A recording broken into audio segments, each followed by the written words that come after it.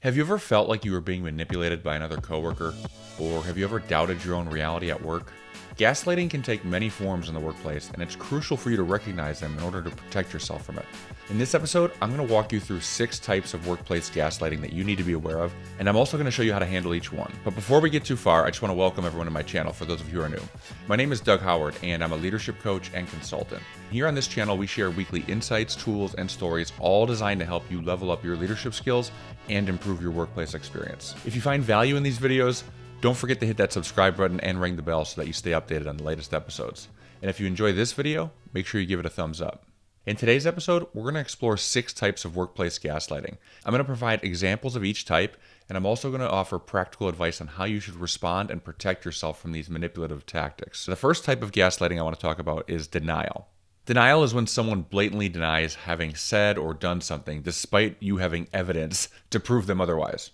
For example, it could be you recalling a colleague agreeing to a deadline in a meeting, but later they insist that they never agreed to it, or perhaps they say that never happened. Another example would be your boss denying approving your project plan, even though you have an email confirmation that proves they did this. The point I'm making here is it's black and white. It's not subjective. They said it, or they agreed to it, or they did it, and they're just flat out denying it. This is gaslighting because their denial makes you doubt your memory, and it makes you doubt your perception of reality. So when this happens to you, here's how you got to respond. There's 3 things you need to do. First, you got to make sure you're keeping detailed records. So if you're dealing with someone who is regularly using the denial tactic on you, you want to make sure you're documenting all important conversations with them as well as all important decisions with them. You want to document it in writing. I highly recommend using email to confirm verbal agreements. For example, whenever I was dealing with someone who was gaslighting this way, I would send a follow-up email summarizing all the key points and agreements from my meetings with them. So I'd say, hey Jim, just to recap, we discussed A, B, and C, and you said you were going to do X, Y, and Z. That way you got a written copy of it and there's no question to it. Or if there was a misunderstanding during that meeting, it gives them the opportunity to clarify it. Hey, I didn't agree to that. It gets ahead of the curve versus waiting for it to be he said, she said later on. The next thing you want to do is seek witnesses. This means involve a third party whenever you have an important discussion with this person. You want that third party to serve as a witness. So you could invite a colleague to join meetings where you anticipate someone denying something, or if this is a person that's denied things in the past, try to not be with that person one-on-one, because then it's going to be, again, it's going to be he said, she said. You want to try to have witnesses there. So find appropriate ways to invite other people into these meetings. If you're a manager, one thing I would do is I would invite someone from the team that reported to me in the meeting to take notes. This way, it would be a way to keep that other person honest and prevent them from lying.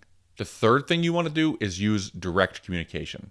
If this person is denying things, then you don't want to fall subject to that. Instead, you got to just be more direct and assertive with your communications. If someone is denying something that actually happened to you, you want to respond by politely but firmly addressing the denial by referencing the documented evidence you kept in step 1. So if someone is denying something to you, you could respond by simply saying something like, hey, I recall our discussion from last week, and I have email confirmation here if you'd like to review it together. Setting boundaries is crucial when dealing with denial and other forms of gaslighting. For more in-depth strategies on setting boundaries, if you're looking for more in-depth strategies on how to set boundaries with difficult people, you should check out my episode called, wait for it, How to Set Boundaries with Difficult People. This video will provide you with essential tools to maintain your sanity and productivity when you're dealing with challenging people in challenging situations. The second type of gaslighting is called withholding. Withholding occurs when a gaslighter refuses to engage in conversations or refuses to share information. They do things like they claim they don't understand your concerns. So on the one hand, they're refusing to talk to you about the issue, but on the other hand, then they come back to you saying, I don't understand what you want. I don't understand what you mean. I don't understand what you're looking for. So it's a misdirection play here. The key here is that they're deliberately avoiding discussions and they're deliberately withholding critical information from you. An example of this would be your manager. Let's say your manager is repeatedly avoiding discussions about your career advancement. But then at the same time, when you have a meeting with them, they claim that they don't understand your goals or what your interests are or where you're struggling. That's gaslighting because on the one hand, they're claiming that they don't know what they need to do to help you in your role, but on the other hand, they're avoiding discussing your concerns or avoiding discussing your career advancement or your performance reviews. Another example of this form of gaslighting would be a colleague. Let's say a colleague refuses to share crucial project details with you. When you confront them on it, they say, they don't know what you're talking about. I don't know what you're talking about. What project? What do you mean? These are both forms of gaslighting because withholding information, they're doing this on purpose to create confusion. and they're doing it to make it difficult for you to perform effectively. When you experience this type of gaslighting, there's three things you want to do. The first thing you want to do is the same thing as before. You want to document your requests. When you make formal requests for information from these people, you want to do it via email or written communication. Again, if you do it in person because it's in a meeting and it just happens on the fly, follow up with that written email confirmation. Hey, I just wanted to have a paper trail of this. In the meeting we just had, I asked you for A, B, and C. That's going to be so important. It's going to save your butt when this person tries lying and manipulating you. You don't need to make it all formal. You could just have a casual email that says, hey, could you please provide the project details we discussed last week? The second step is follow-up. If your initial request is ignored, follow up with a polite reminder. You could say, hey, I'm just checking in on the project details I requested earlier this week. Step 3 is escalate if necessary.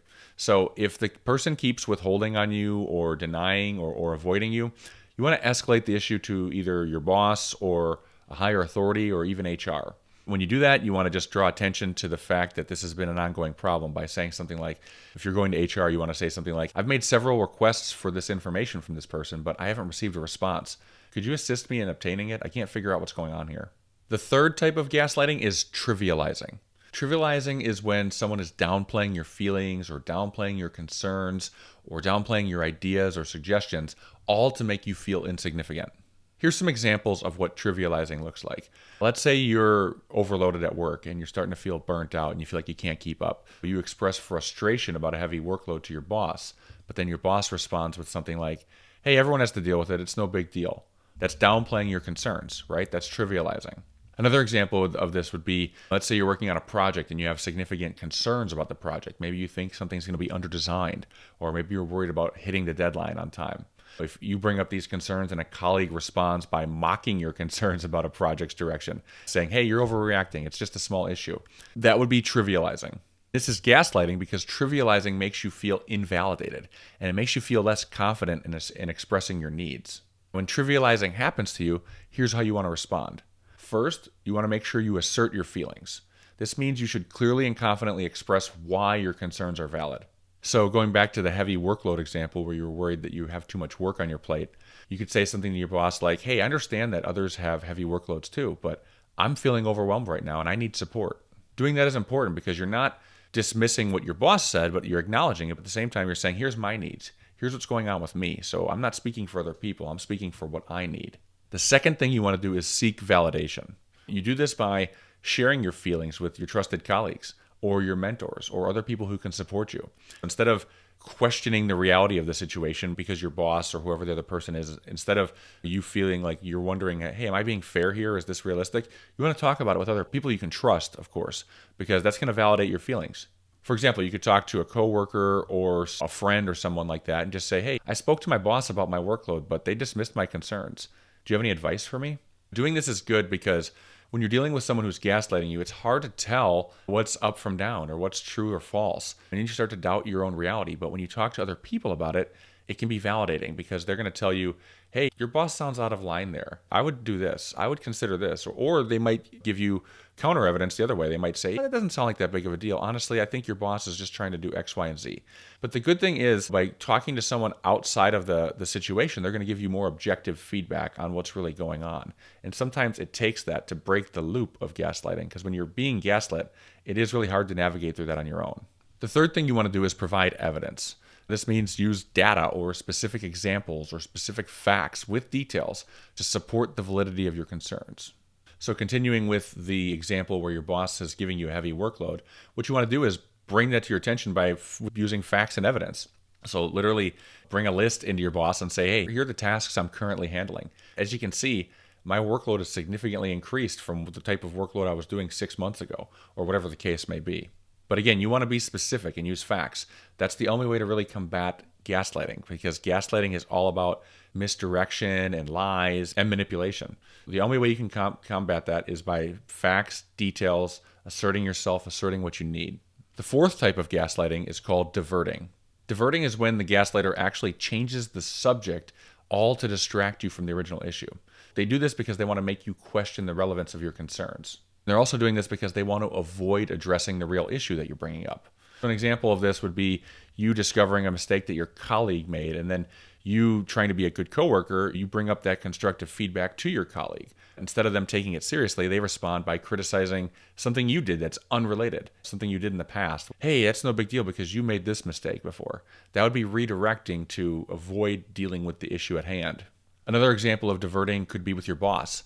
Let's say you've been talking with your boss about getting a raise for a long time now, but your boss continues avoiding the discussion of your pay raise by always changing the topic to some other project, or maybe they're even changing the topic to your recent performance. If they're doing something to avoid the topic that you keep bringing to their attention, then they're probably gaslighting you through diverting. The reason that this is gaslighting is because diverting distracts from the issue at hand, and it makes you begin to question the relevance of your concerns or whatever you're bringing to their attention. When this happens, here's how you should respond. First, you got to stay focused. When someone does this to you, it's easy to get distracted and it's easy to get emotionally overwhelmed and frustrated and to want to lash out with frustration. What you got to do is you got to stay focused on the eye and the prize and just politely steer the conversation back to the original topic. So if someone is throwing out random landmines for you to dodge by redirecting you, just say, hey, I understand your point, but can we please focus on the issue I raised earlier? That's what the main topic is here. Just concisely, clearly get them back to the main topic at hand. Don't let them steer you off. The second thing you want to do is you want to use specific questions. You want to use those specific questions and ask them directly to bring your focus back to your concern. So going back to the example where you're asking your boss for a raise, you just directly say, hey, can we discuss my request for a pay raise in detail right now? You're going to hear me say this a lot throughout this video, but again, directly communicating and asserting what you need and explaining your challenges and sticking to the facts, that is the best thing you can do to deal with gaslighting, because gaslighting is all about misdirection and lies and manipulation. The third thing you want to do is acknowledge and redirect. This means acknowledging their diversion briefly, then redirect it back to the main issue. The reason that this is important because they're diverting, and that means that they might be gaslighting, but it also might be an issue that's important to them too. So by acknowledging it, you're showing that you understand their situation or their concern or their idea, which is going to make them be more relaxed about allowing you to redivert them. If you just talk over their issue or their attempt to redivert you, they're just going to put up a wall and cling to that argument even harder, or they're going to continue trying to drive that point further away from your point. Politicians do this all the time. When they're asked a direct question during a debate, they don't answer the question. They just redirect to their talking points. So what you want to do here is you want to acknowledge what they said, but then redirect them back. For example, if you're trying to get your boss to talk about your raise with you and they just keep redirecting by talking about your performance, you could say something like, hey, I appreciate your feedback on my performance. However, I'd like to return to our discussion about the pay raise. Again, when you do this, you're acknowledging what they said, but redirecting them back to the main topic you want to talk about. The fifth type of gaslighting is called countering. Countering is when someone questions your memory or denies facts that you know to be true. It's all with the attempt to make you doubt yourself. An example of this would be, let's say you recall discussing a specific task with your boss, but your boss insists that this discussion never happened or that they never explained this topic with you. Another example of this would be a colleague questioning your recollection of a meeting's decisions, despite you having detailed notes and a detailed record about what happened. Here's why this is gaslighting. Countering creates self-doubt and it undermines your confidence in your memory, which is what all forms of gaslighting do, right? Gaslighting is designed to make you question yourself and make you feel like you're the person who is not having a good memory, or for lack of a better way to put it, they want you to feel like you're the crazy person in the situation. That's why I asked you at the beginning of this episode, do you find yourself doubting your reality? Do you find yourself wondering if you're crazy? That's what happens when you're dealing with gaslighting people. Their whole point is to take the attention off of them and put it back onto you doubting yourself. When you're dealing with someone who's using the countering form of gaslighting on you, here's how you want to respond. First, refer to your records. Remember, documentation. You want to use that documented evidence to support your memory of the events. The second thing you want to do is you want to stay confident, right? Gaslighters feed on lack of confidence and low self-esteem. So you want to assert your memory with confidence and clarity. So you want to say something like, hey, I clearly remember our discussion. I have it documented right here. Here are the notes I took during that meeting. The third thing you want to do is ask clarifying questions. So you want to encourage the gaslighter to explain their version of the events in detail, because in all likelihood, they're not going to have as good of detailed notes and records as you. I would challenge them by saying, hey, can you explain what you recall about that meeting? The sixth and last type of gaslighting we're going to talk about is forgetting or denial. This form of gaslighting is pretty self-explanatory. Forgetting or denial, this is when a gaslighter actually pretends to forget events or they actually deny them altogether. So going back to the promotion salary discussion with your boss, if your boss is using this form of gaslighting, this means your boss is just going to just flat out deny ever discussing a promotion with you, even though you have a detailed email exchange of it, or you have detailed meeting notes of discussing this with them 6 months ago. They're just going to flat out say, no, we never talked about that. What do you mean? Another form of this would be, let's say you agreed to a deadline with a colleague on your team, but the colleague claims to have forgotten the important deadline, even though you reminded them multiple times, hey, I don't remember this deadline. We didn't talk about this. That would be forgetting or denial. The reason this is gaslighting is because this is an intentional tactic to make you doubt your experiences and make you question your reality. When this happens, here's how you should respond. Again, broken record here. Keep comprehensive records. Document all important communications and agreements with this person in writing. You want to save all emails and save all written confirmations of important discussions with this person. Know where you can find them easily too. Second, you want to provide reminders. You want to politely remind them, that is, remind the gaslighter of the previous discussions and agreements you had with them. I always like to just say, hey, I'd like to remind you of X, Y, and Z, right? I'd like to remind you of our email exchange regarding the promotion discussions we had last fall. Just remind them of the facts. The third thing you want to do is seek support. That means, again, involving a third party or escalating the issue if the behavior from the gaslighter continues. To recap everything we discussed, gaslighting can take many forms, including denial, withholding, trivializing, diverting, countering, and forgetting. Recognizing these types of gaslighting and understanding how to respond can help you protect yourself from this manipulative behavior, and it can help you maintain your mental health and professional integrity. Now, this is all great and helpful, but what if the gaslighter is your boss? And what if you can't afford to leave this job? If you're looking for help in this area, you should check out my episode called How to Deal with a Toxic Boss Without Quitting.